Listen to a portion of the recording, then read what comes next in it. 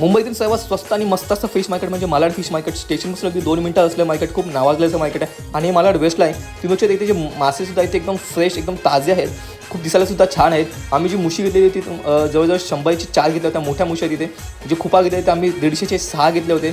खूप स्वस्त आहे. तुम्ही बघू शकता इथे जे शिंपले आहेत ते 25 रुपये एक वाटा आहे. तुम्ही नेगोशिएट नक्कीच करू शकता. तिथे जे पापलेट आहे ते आम्हाला जवळजवळ 300चे 6 सांगितले होते, पण तुम्हाला जास्त मिळू शकतात. खेकडे आहेत ते आम्हाला 100चे 7 सांगितले होते.